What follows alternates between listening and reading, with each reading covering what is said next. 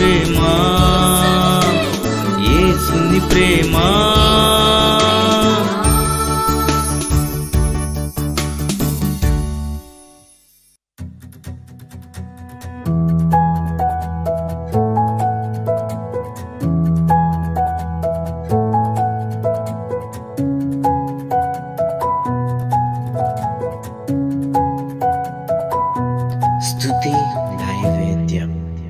అది ఏ సంఘంలో ఉంది? పలానా సంఘంలో ఉంది, పలానా ఇంట్లో ఉంది, పలానా వ్యక్తిలో ఉంది. దాన్ని నువ్వేం చేసుకోవాలి? నేర్చుకోవాలి. మంచి అనేది ఎవరు చెప్పినా నేర్చుకోవటమే మంచి లక్షణము. ఆత్మీయంగా ఇక్కడ మాట్లాడుతున్నాడు, నీవు దుష్టులను సహింపలేవనియు.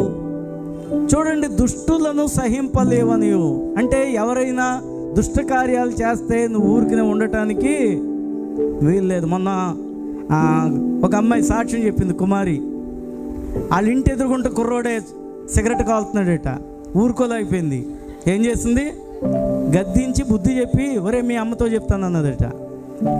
నిజంగానే దుష్టులను సహింపలేని తత్వము మనలో ఉండాలి. వాడు మన అబ్బాయి కాదు కదా, మనకెందుకు? ఎదురింటి అబ్బాయి కదా. వాళ్ళ అమ్మతోనే ఎవరితో చెప్పరు, ఆడికి చెప్పరు. కానీ ఊరంతా ఏం చేస్తారు? అది మంచిది కాదు. దేవునికి స్తోత్రం చెల్లిందాం. వాడితో చెప్పినా మంచిదే. ఏంటి ఆ దుష్టబుద్ధి ఏమవుతుంది? బాగుపడుతుంది. ఎవడన్నా తప్పు చేస్తే ఎందుకు ఆ తప్పు చేస్తున్నావు అని ఎదురుగా వాడితోనే చెప్పచ్చు. కానీ అలాంటివి చెప్పరు. కానీ ఊరంతా ఏం చేస్తారండి? వాడు ఇలాగంట, వాడు అలాగంట. ఈ నాలుగు ఏం చేస్తుంది? కానీ దుష్టులను ఎదిరించే వాడు దేవునికి ఇష్టడు. తర్వాత ఇంకొక మాట అంటున్నాడు, అపోస్తులు కాకయే తాము అపోస్తులమని చెప్పుకుని వారిని పరీక్షించి వారు అబద్ధికులని నీవు కనుగొంటివనియు. ఈ సంఘానికి ఉండే మంచి లక్షణం ఏంటో తెలుసా? బైబిల్ ఎవరు పట్టుకొని వస్తే వాళ్ళని నమ్మే సంఘం ఇది కాదు. దేవునికి స్తోత్రం చెల్లిందాం. ఈరోజున అమాయకమైన క్రైస్తవులు తయారైపోయారు. బైబిల్ పట్టుకొని ఎవరు వచ్చినా లోనికి రానిస్తున్నారు. వాళ్ళు ఏది చెప్తే అదే. ఇంకా ఆ పాస్టర్ గారు చెప్పింది వినరు. ఏంటి? అందుకనే అపోస్తులు కాకుండానే ఎవరైనా పంపబడ్డారని వస్తే వాళ్ళని ఎదిరించే వాళ్ళటి వీళ్ళు. ఎందుకంటే వాక్యంలో లేనిది ఏది చెప్పినా పాటించకుండా ఉండే శక్తి వారికి, అటువంటి జ్ఞానము ఎఫ్సి సంఘానికి ఉంది. దేవునికి స్తోత్రం చెల్లిందాం. అంటే ఆ సంఘానికి ఉండే మంచి లక్షణం ఏంటో తెలుసా? వాక్యమును గ్రహించే జ్ఞానము. హల్లెలూయా. విశ్వాసకి ఏముండాలండి? వాక్యమును గ్రహించే జ్ఞానం. ఎవరు ఏది చెప్పినా ఏంటి తలూపేయకూడదు, గుర్రెలు అన్నాడని దేవుడు మనల్ని. కాబట్టి అవి ఉన్నాయో లేదో అని బెరియా విశ్వాసులు ఏం చేశారట? అపోస్తులైన పౌలు, శీల వాక్యం చెప్తుంటే ఆ విషయాలు బైబిల్లో ఉన్నాయా లేదా అని విశ్వాసులు ఏం చేశారట? అవి ఉన్నాయో లేదా అని బైబిల్లో చూసుకున్నారట. దేవునికి స్తోత్రం చెల్లిందాం. కాబట్టి దేవుని బిడ్డలు ఎలా ఉండాలంటే వాక్య జ్ఞానము కలిగిన వాళ్ళుగా ఉండాలి. ఎఫ్సి సంఘంలో ఉండే లక్షణాలు ఏంటండి? క్రియలు బాగున్నాయి, వాళ్ళు కష్టపడే తత్వము కలిగి ఉన్నారు, సహనమును కలిగి ఉన్నారు, దుష్టత్వాన్ని ఎదిరించే శక్తి వారిలో ఉంది. అంతేకాకుండా ఎవరు పడితే వాళ్ళని, బోధకులను కూడా వాళ్ళు ఏం చేయలేదు? నమ్మలేదు. వాక్యాన్ని నమ్మారు వాళ్ళు. దేవునికి స్తోత్రం చెల్లిందాం. ఇంకా వాళ్ళకు ఉండే మంచి క్రియ కూడా చెప్తాను. ఆ క్రింద ఉంది 6వ వచనం చూడండి. అయితే ఈ ఒకటి నీలో ఉన్నది, నీకొలాయితుల క్రియలు నీవు ద్వేషించుచున్నావు, నేను కూడా వీటిని ద్వేషించుచున్నాను. నికోలాయితుల క్రియలు అంటే ఏంటో తెలుసా అండి? వాళ్ళు అంటారనమాట, ఏంటంటే మనము కృపచేతనే రక్షింపబడ్డాము, అంతేకాదు విశ్వాసమును బట్టి ఏమయ్యాం? రక్షణ పొందాం, క్రియల వల్ల కాదు. అంటే మనం చేసే మంచి క్రియలు మనల్ని పరలోక రాజ్యంలో పెట్టవు. నిజమా కాదా? నిజమా కాదా? మన మంచి క్రియల వల్ల పరలోక రాజ్యానికి వెళ్తున్నామా? విశ్వాసాన్ని బట్టి వెళ్తున్నామా? విశ్వాసమును బట్టి. దేవుని కృపచేత వెళ్తున్నామా? మనం చేసుకునే క్రియలను బట్టి వెళ్తున్నామా? కృపచేత. అది వాక్యంలో ఉన్నదే. అది పట్టుకొని వాళ్ళు ఏమని బోధ చేసేవాళ్ళు అంటే, మనము చెడ్డ క్రియలు చేసినా దేవుడు పట్టించుకోడు, కేవలము దేవుని కృపచేతే రక్షణ పొందుతాం అంటారనమాట.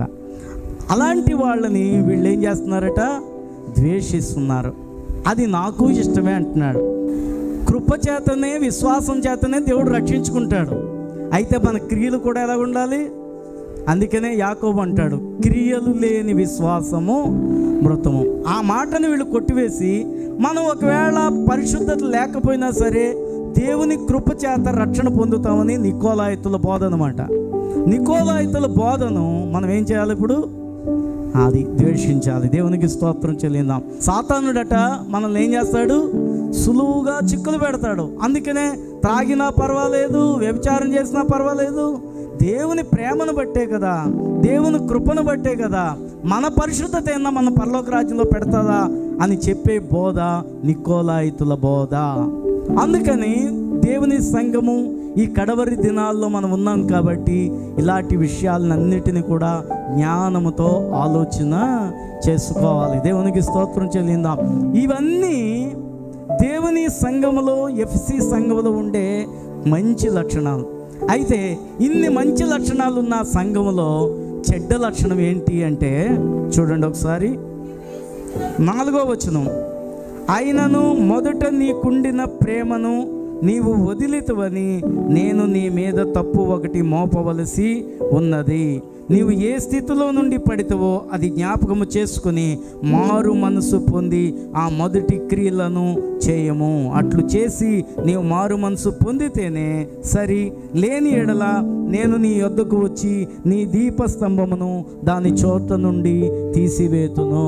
ఈ సంఘంలో ఎన్ని మంచి గుణాలు ఉన్నాయి, క్రియలు బాగున్నాయి ఏంటి, కష్టపడే తత్వం ఉంది, సహనం ఉంది ఏంటి, ఎదిరించే దుర్మార్గులను ఎదిరించే గుణం ఉంది, నికోలాయితుల బోధనలను ద్వేషించే శక్తి ఉంది, వాక్య జ్ఞానం ఉంది.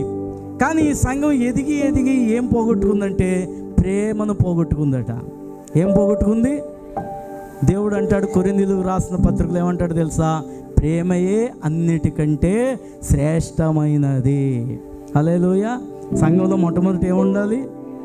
అందుకనే ఏ జ్ఞానం వచ్చినా సరే మనం గర్వపడితే పోయేవి ఏంటంటే ప్రేమ, దయ, కరుణ, ఇలాంటి లక్షణాలన్నీ కూడా ఏమైపోతూ ఉంటుంటాయి, పోతూ ఉంటుంటాయి. అందుకనే మనం ఎంత ప్రార్థనా పరులమైనా, ఎంత సువార్థికులమైనా, ఎంత వాక్యాన్ని బోధించే శక్తి మనకున్నా ఏంటి, మర్మాలు తెలిసినా ఏం తెలిసినా సరే గర్వం అనేది రాకుండా చూసుకుంటే ప్రేమను గట్టిగా పట్టుకోగలము.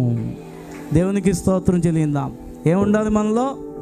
ప్రేమ పోగొట్టుకుంటే ఎన్ని వరాలు ఉన్నా, కొరింథీయులకు రాసిన పత్రికలో నువ్వు ప్రవచించే వరం ఉన్నా ఏంటి, ఎన్నో అద్భుతాలు చేసే కార్యాలు నీలో జరుగుతున్నా, ప్రేమ లేని వాడివైతే వ్యర్థుడవే. సంఘంలో అన్నిటికంటే ఏముండాలి? ప్రేమ. ప్రేమ అంటే ఏంటండి? ఇతరులను ఆదరించేది. దేవునికి స్తోత్రం. అదే ఎవరన్నా బాగోపోతే నువ్వు వెళ్ళి చక్కగా 2 మాటలు చెప్పి ధైర్యం చెప్పావనుకో, వాళ్ళు చక్కగా లేచి నిలబడతారు. సంఘము అంటే ఏంటంటే ఒకరి బాధ ఒకడు పంచుకునేదే సంఘం. ఒకరి కోసం ఒకడు, ఏదో పలానా వాడు బాగోలేదంటే నువ్వేం చేయాలి? ప్రార్థన చేయాలి, వెళ్ళి ఇంటికి వెళ్ళి పలకరించి ధైర్యము చెప్పాలి. ఆ ప్రేమ లేకపోతే ఎంత కష్టపడే తత్వం ఉన్నా వ్యర్థమే, ఎంత సహనం ఉన్నా వ్యర్థమే. ఎన్ని మంచి క్రియలు, దుప్పట్ల పని చేసినా, మన ధనం అంతా ఖర్చు పెట్టేసి బేర్లకు అత్తమాన అన్నం పెట్టేసినా అన్నీ వ్యర్థమే.